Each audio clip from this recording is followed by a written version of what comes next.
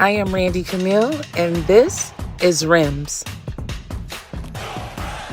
Hey, friends, and welcome to another episode of R.I.M.S. Real Iconic Moves Make Success. And as always, my Women in Sports Wednesdays, I always want to highlight some phenomenal women who are just doing some great things in life after sports, during sports, still in the midst of sports. And today I have another special guest who is by way of Texas now, but another Detroit native that I knew growing up in the sports world and through my cousin, which she and he are really good friends. And so I want to introduce you guys to Coach Shay. Hey, how's it going? Hi, how are you today? I'm good. How are you? I'm great. So let's just talk a little bit first about Texas acting up and you guys having that ridiculous weather over that time. I mean, I know you're there with your family. Just how did you kind of manage those days? Of course, obviously you're from Detroit, so snow is nothing new to you. But when you're in somewhere like Texas, where it's definitely unusual to them, how did you guys, manage through that time? I'm getting that freeze and snow and all of that craziness. Yeah, it's been 2019, it was 10 years that I have been away from Michigan because I left in '09. But Wow.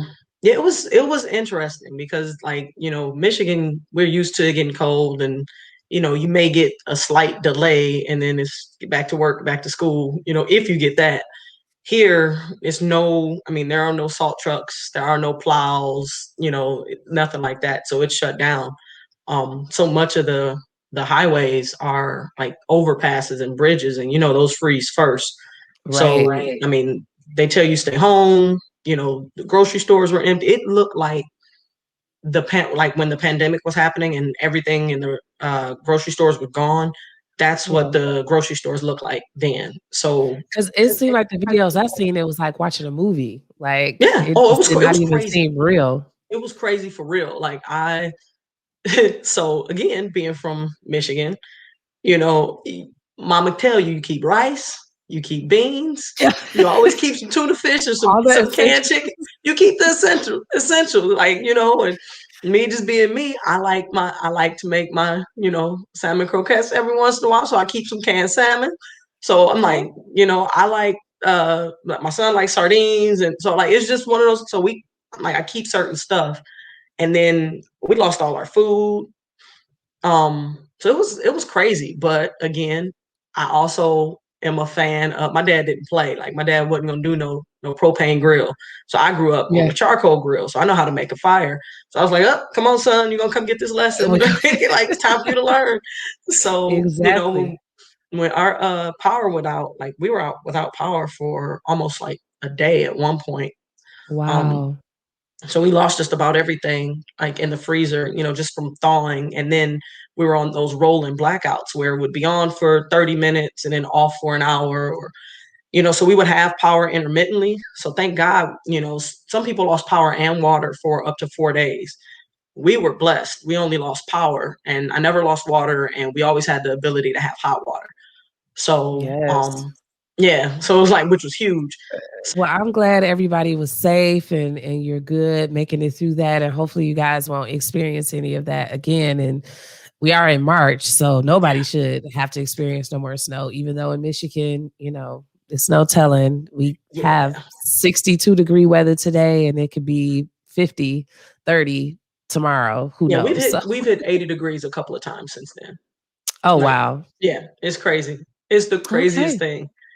Yeah, so I Okay. just like to Yeah, like to Mother kind of throw Nature that in. was just I was like 80s. Okay. We over here geek over 60. Like, okay, we got 60 degrees. You talking about 80. I'm like, I wish. Yeah, it's like 70. It was like Oh, 70. It's been like 72, 73 this weekend. oh, wow. Yeah. Yeah. Well, if we could get so lucky. Come on down. Come on to Come on, Texas. Come come on, on check us down. out. Yes. So just to get into some of what I want to talk about today, because like I had mentioned before, we've known each other since we were literally kids in high school. I went to Yep. Renaissance, you went to Cass.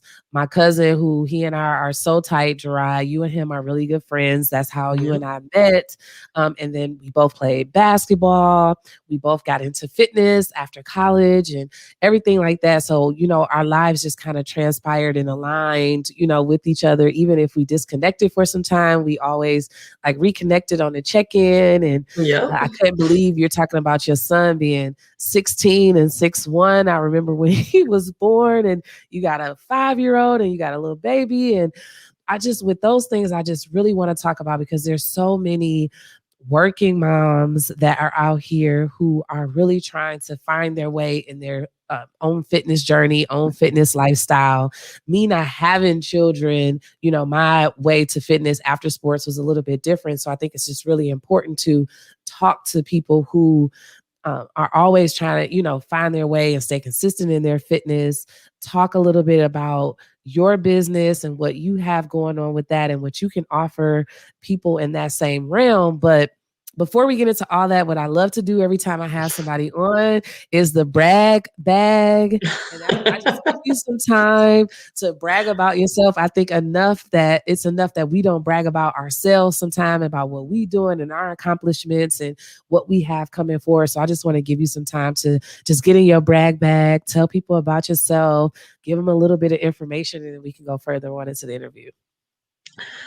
Well, this is always the awkward part for me. So, I know, don't. That's yeah, why I was like, that's why I think it's so essential. Everybody needs to brag about themselves.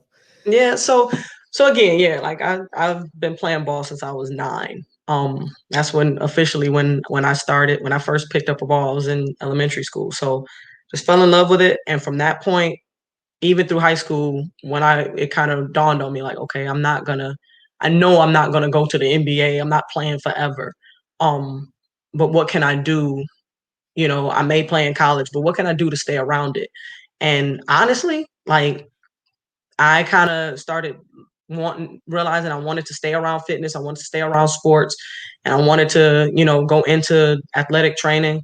And I was actually looking to go to college in either Indiana or Ohio. And I give Gerard the credit because he found Grand Valley for me.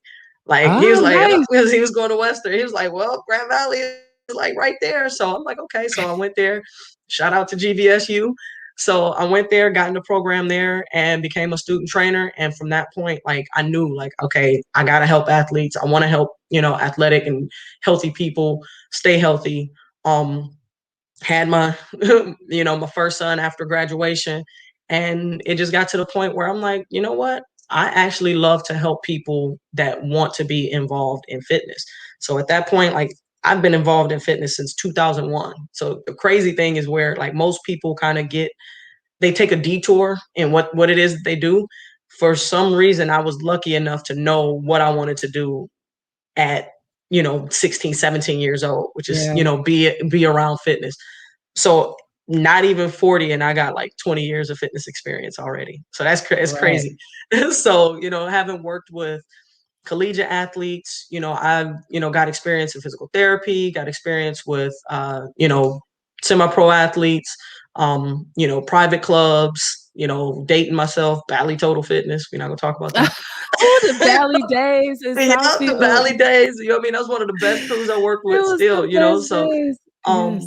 but yeah, so then like I said, I left Detroit in '09. So having had experience with, collegiate athletes, professional athletes, a rehabilitation setting, in the outpatient setting, I left Detroit to go to California to run fitness centers for the Marine Corps. So I've worked with military population. So I've worked with, at high elevation when you're looking at people that are training for cold weather training and, Right. deployments and things like that, where I'm, coaching basketball. I coached the Marines up there. Um, and then came down to Southern California at Camp Pendleton, basically like the largest, Marine Corps base on the West Coast, and ran a fitness center for them there at Pendleton. Just kind of again running workouts and things like that for service members. Started my business in 2017 as an online fitness trainer. So again, back to where now everybody with Corona, everything that's happening now, people are starting to realize the importance of expanding their business to get online. this is something I've been doing since 2017. So I kind of had the idea back then, like, what if this is convenient? What's the barriers that, most people experience when they're trying to work out? It's, oh, I don't have the time. That's one of the main Right. objections. And it's, why don't you have the time? Because a lot of times, again, as a mom, as back then, a military spouse, a trainer, these are the things you hear, man, I'm working, I got another appointment with somebody else, I gotta go, and I gotta go to the gym, and so for me, the easiest thing for me to do is make it easy for my clients. Right. So I And it find a was so way. much of that, like, to stop you for a second, that I just did not understand, because coming from being an athlete, right, where all of my time I had to be able to train. So I could go work out, I could go play basketball, I could lift weights, I can go home, go to sleep, go back, play basketball, do something else. Like, I had no other responsibilities, if you wanna say. And when I retired from basketball and I went and got a job, and I was trying to manage, even just in my mind, I still wanted to play for fun. Like, oh, dang, I can't get to the gym when the people I'm used to playing with play at this time. Or like, Yep. can I go work out at this time? And then you start working with people who just eat whatever, whenever. And then you learn, when you're not training a ridiculous amount of hours, you can't sit and eat the things that you thought that you could eat before. So it was so much realization that came to that, where now I was beginning to understand when people would say, okay, this isn't working, or this isn't right, or I'm having this problem, where before I'm like, what's the issue? It's fine. But That athlete I had a metabolism different is a right, totally exactly. different beast, and it's like, whoa, this working woman metabolism is a little bit different. I It's gotta move. different. Yeah, so yeah, the athlete mentality is just a totally different beast, right? Of what you think is like kind of the norm and the regular, until I started looking into my own fitness business and looking at training people. It just has a different mindset. And given the experience that you've given, and you've worked with so many different demographics, like, what's that type of adjustment, and how do you look at it now as far as your fitness business goes? Because that's so many different levels of working with people.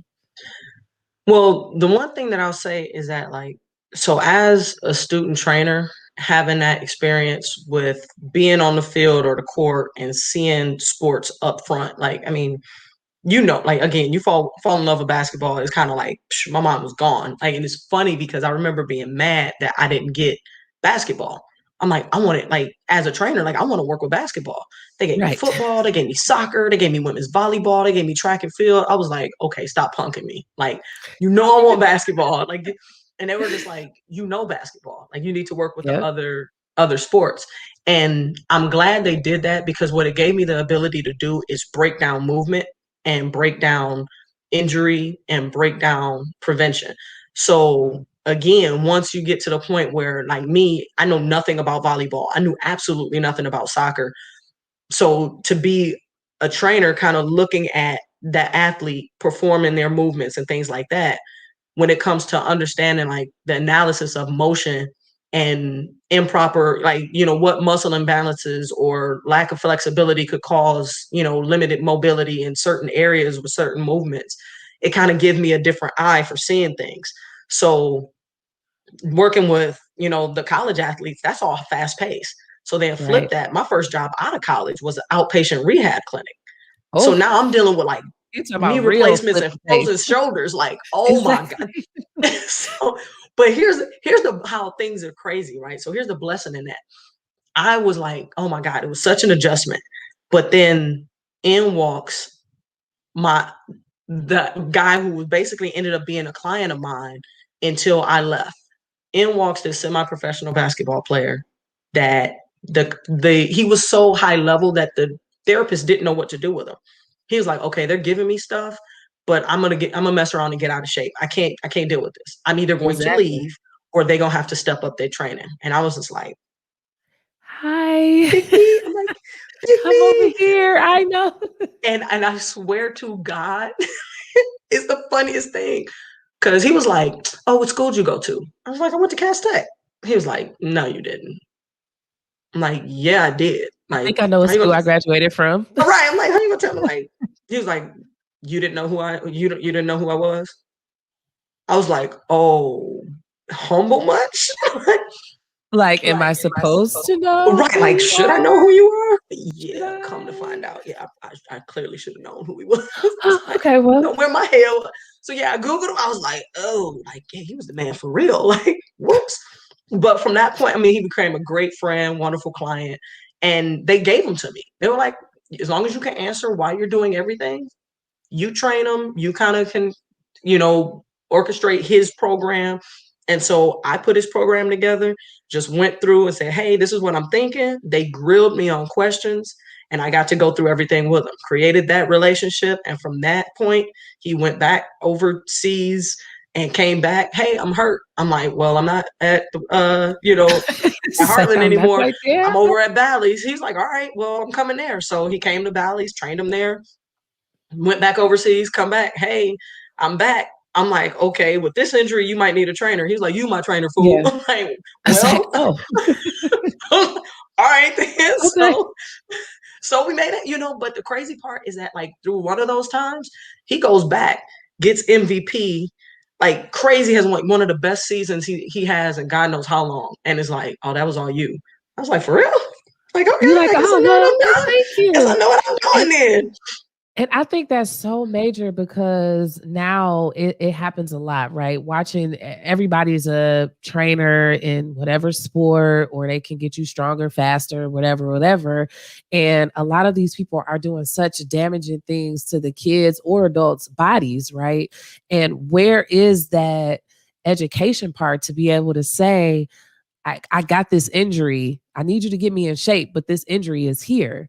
I know I've been in certain situations where I was like, I'm hurt and I need help through this. And then the person just skips over the whole I'm hurt part and then Right. still has me doing stuff that I know is going to injure that worse. And I'm like, did you not even pay attention to the I'm hurt part? And I think Right. that's so pivotal, even outside of regular athletes. The average person needs to start to think about how they have these certain injuries, and people that you're going to or people that you're sending your kids to, are they really invested in the kid or in the person versus just a cookie cutter training program that sounds good? So let's just talk about how you kind of adjust certain programs when working with different people. Well, it's about the foundation. A lot of times you have to establish and create that foundation. So with most, basically with different people like military, again, I'll be honest, military is a weird thing, right? When you're dealing with athletes, you feel like you probably played sports your whole life. You've been active Right. your whole life. So you have a certain foundation of movement.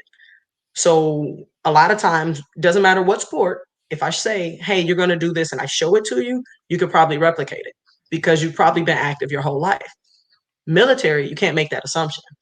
So even though they're active, a lot of times, a lot of them may have only become active to get or to stay in the military. So you kind of Interesting. weird, right? So it's like so from a civilian standpoint, like I never would have thought that, and like you could have never told me that unless I had seen it firsthand.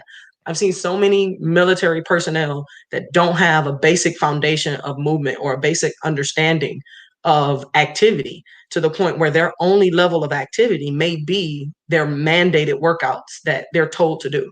So it's like, oh, I won't work out if, Staff Sergeant so and so don't tell me I got to be here at, It's like, other than 5 that, a.m. I'm PT. chilling. I'm not doing I'm chilling, right? And so and those are just the ones that may have to work out to be in shape because they have regulations that they have to keep. Others, right. if they don't have to work out and they're just genetically blessed to the point where their metabolism is such where they don't necessarily have to work out to keep their appearance of being fit, then some of them don't work out even less than that. So for me, it's always creating that basis of that foundation to make sure you got adequate core work. You know how to do, the basic movements. Like, can you squat properly? Can you lunge properly?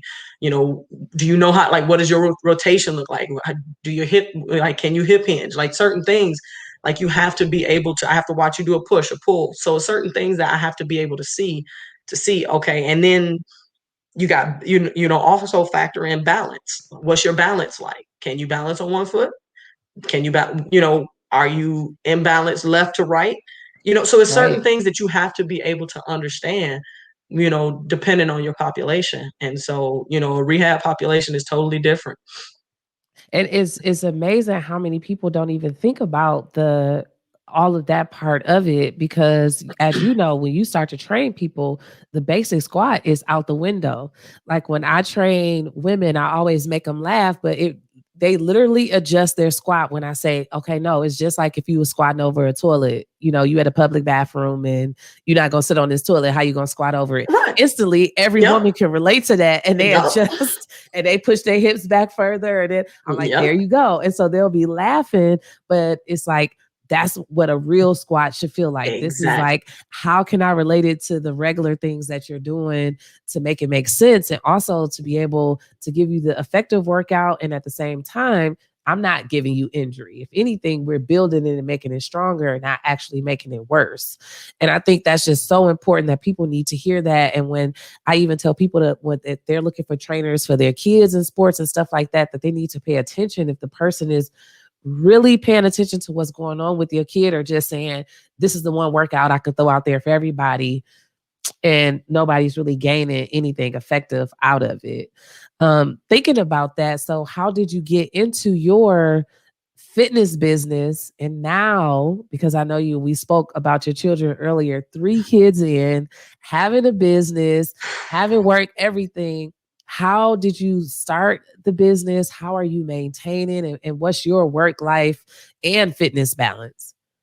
Well, like I said, I started in 2017, just because, again, I've always worked, and it's been one of those things where I'm like, okay, how can I offer something else and do something else on the side? So again, as a mom, I had my daughter. My son was born in '04. My daughter was born in 2015. So she was coming up on around 2 years old when I started my business, because I understood how difficult it was as a mom of a little one to get back into it. So I kind of started it to try and be what it was that I needed. So I'm like, okay, I'm not the only one struggling with, doing the 9 to 5 thing, wanting to be active. But my time, like at the time, I was a wife, I was a mom, I was also a military spouse, I was also working. Like the last thing I needed was somebody else demanding, hey, you got this appointment with me to come look at Exactly. me, so I can count your reps.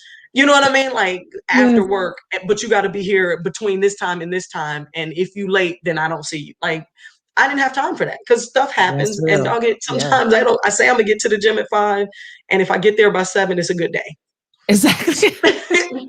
It's a it's, real good day. it's a real good day. So I was kind of like, okay, well, how can I make this work to where people don't miss out on having that expert or that professional there with them, but they can do it on their own time.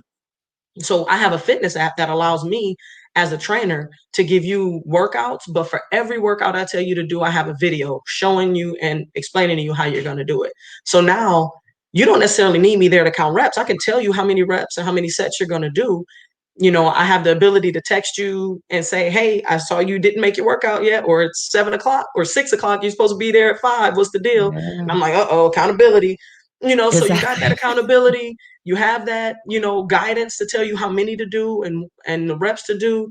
You also have the visual aid to be able to, see the video of telling you exactly what to do. So it gives you, as the person that needs to work out, the ability to still have professional guidance, even though you're not face to face with a professional.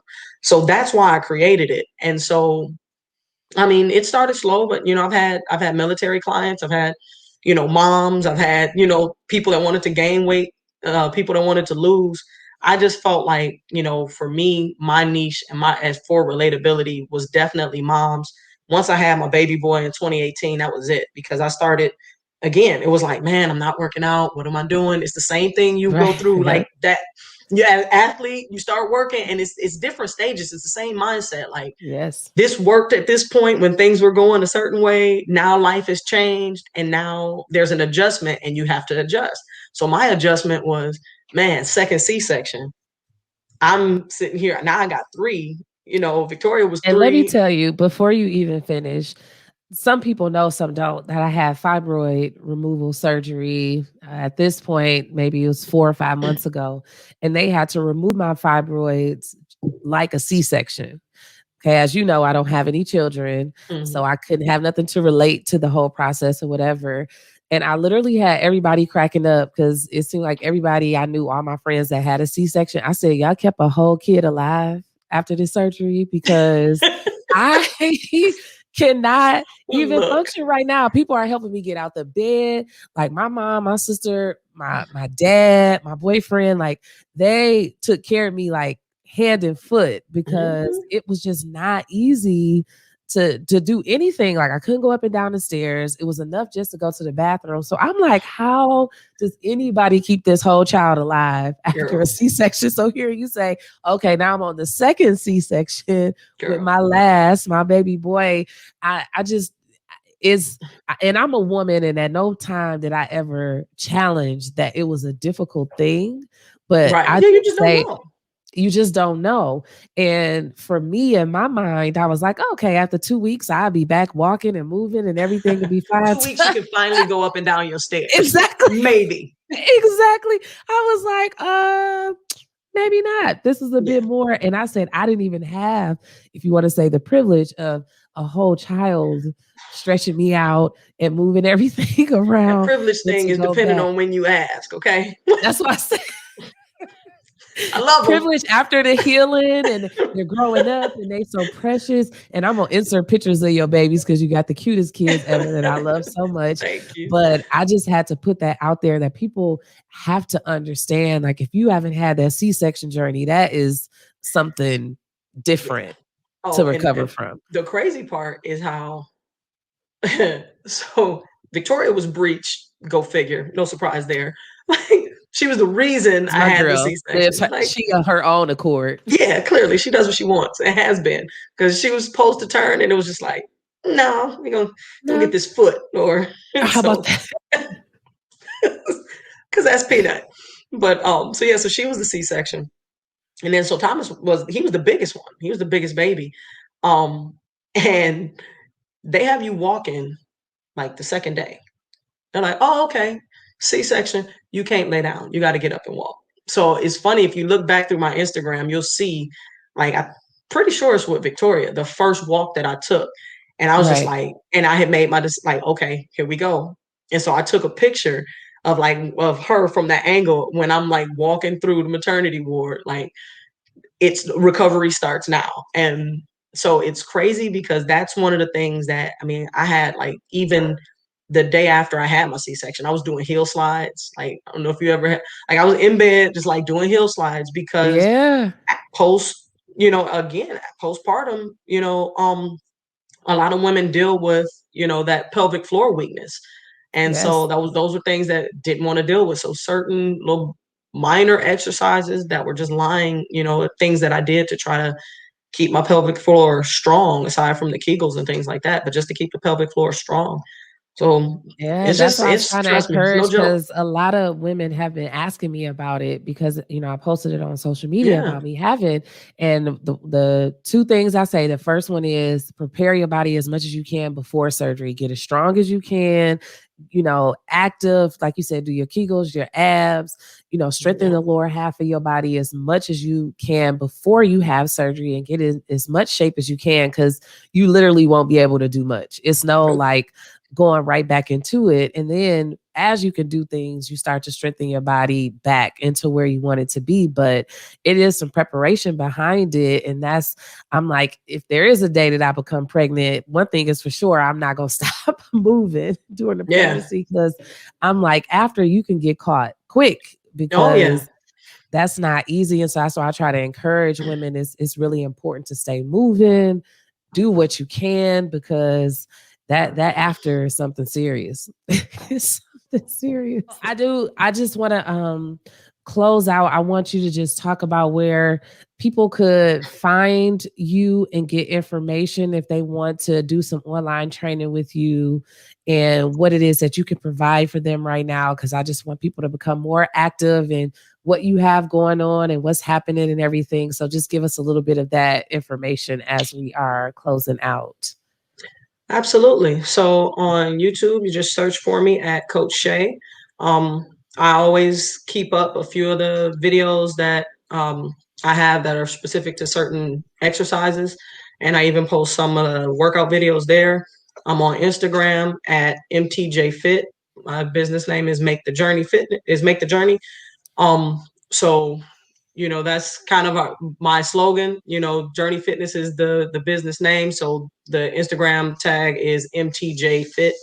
My business page on Facebook is Journey Fitness as well. So, and it can be found the same way. You can tag at MTJ Fit and find me there.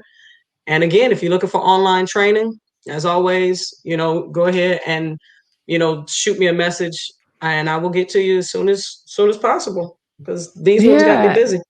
They got they keep you busy, but I think it's important. It's a great name, Make the Journey and Journey Fitness, because it's always a journey. I even, share in mine. It's always like can be a new day one and a new time to kind of rediscover. And every year you get older, it's a new journey in life, and as things change. So I just really appreciate you sharing this information and coming on with us today. And I really hope that you guys go and check her out because she just really has some great things going on. And even if you just go check out her Instagram and stuff sometimes to see how cool her kids are because they have so much fun.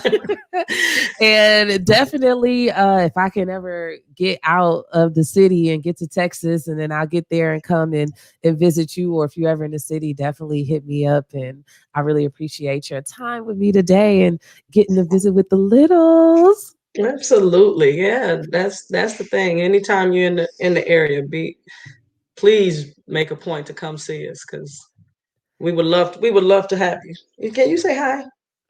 You gonna say hi? Say No, hi. you just gonna give Yeah, us that cute smile. he's the shy one. I don't know if it's totally shy or if he's just playing funny acting. I ain't figured it out yet. I think it's Well, more shy. he is the baby, so he gets to live his best life. How Oh about that? yeah, no, he does. Right. He Well, definitely thanks does so that. much again, guys, for another episode of RIMS. Come check us out, as I'll always be posting things. And obviously on Wednesdays, I'm supporting my women and my women in sports. So thanks, Coach Shay, for taking the time with us today. And until next time.